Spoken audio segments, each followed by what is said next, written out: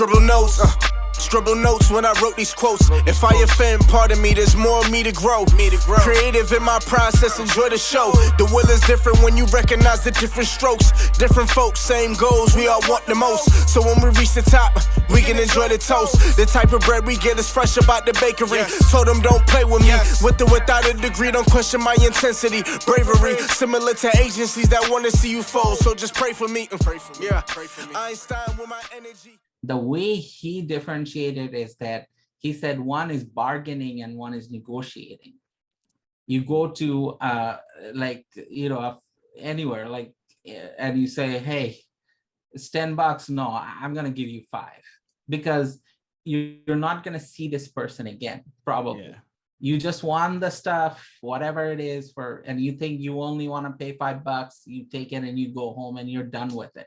But if that person was your supplier and you would be getting goods or services from that person on a daily basis, would you just say $5 or walk away? Probably not, right? Yeah. You want to maintain that relationship that even if you pay $7 today, you have a good enough relationship. So the next time you can get either a better service or a better price.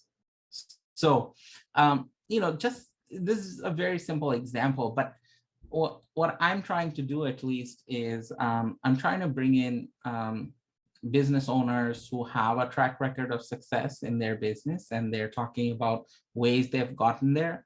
And I'm trying to bring in professionals and other people who can add some value in terms of these kinds of tactical skills, which any business owner needs to have.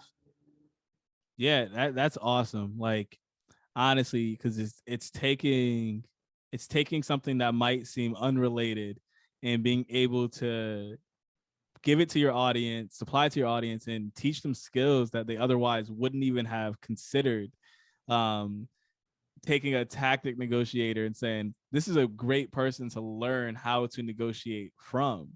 Even though the platform in which they did it was so different than what you might assume you're doing it. In reality, it's really the same thing. It's all the same.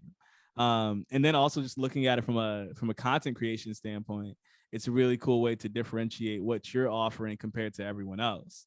Your platform, your YouTube channel isn't just interviews, but it's interviews with people who are successful in their field and who might not have the background of just entrepreneur, but also X, Y, or Z that can contribute something to look forward to. Because even as you just explained it, like I'm listening to that saying that would be a really cool thing to hear or watch and learn from, especially with the business lens in mind coming from somewhere else. It's really cool because it's something that you don't usually see. Usually people, and this is the other thing I was going to say, is like people have a tendency to stay with what they're comfortable with. And continue to do more of the same versus innovating their content or trying to push the envelope any which way, because to innovate means to try, and to try means to fail at some point.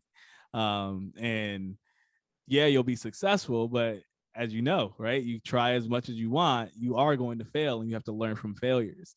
And a lot of people don't want to fail at all, especially if they find something that works well for them. Yeah, I totally agree. There are two things I'll say, and I'll start with the failure part, is that, a lot of what I see, the younger generation, they're so afraid to fail in today's world. They're like conditioned by what they see in social media, in terms of success. And, honestly speaking, it's not flexing with your fancy car or, a whole bunch of cash or whatever it is, right? That's not success in my opinion, because the thing is that real business owners are working, 7 days a week. There is no off switch for them. And I know this personally. And the thing is that they don't have time to take pictures and post on Insta or wherever, right? And the thing is that the true entrepreneurs, business owners, See, they let their success speak for themselves. They don't throw it in your face because they know they have to go through all this hard work to get there. And, they're not going to throw it in your face just like that in most cases. So I think that for young people, especially these days, the whole idea of success is very different, I think, because of social media and such, right? And they are so afraid to fail. They think that, what, if I start this, I might fail, so I'm not going to start in the first place. But as the old adage goes, that failure is the foundation to success. Yeah. And it truly is. Real business owners have failed more than they have succeeded, and that's the way it goes. If they start 4 or 5 businesses, maybe 1 or 2 didn't do well, maybe the third one did well, and things like that. So that always happens. That's one. And the other thing I will say, in terms of content creation, I try to differentiate myself a little bit, I think, and I hope I can keep this going, is that majority of business channels on YouTube, you will find that they feature someone who is really successful, like, unbelievably successful. I made $1 million in my first year on Etsy. Let's say, whatever, right? Yep, I know exactly what you're saying. Yeah. And that is, good for them, but that is very unachievable. Honestly speaking, for majority of people, that's an outlier. That cannot be the norm. I know it makes for great thumbnail and title and content in general, but what I have tried to do is that rather than looking at outliers, what I try to do is bring in business owners who have been in business for the last 2 to 3 years and have found reasonable success. And what is reasonable? Is it 6-figure? Is it 7-figure? It really doesn't matter.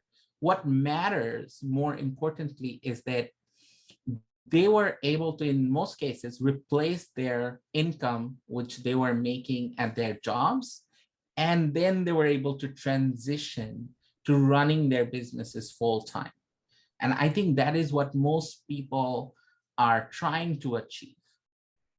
Because if you start something on the side and your evenings and your weekends might go towards that, and then suddenly you come to a point, maybe a few years later, where you do see that your income is now replaced by what you're doing. So you're able to go full time. And I think that is the time where you should take that leap. And so those are the kind of business owners that I try to feature, not not the outliers, but something which is more achievable, so that you can take those takeaways right now and something which they implemented maybe in year 1 and they're in year 3 right now. So maybe you can try and replicate those things in your own business.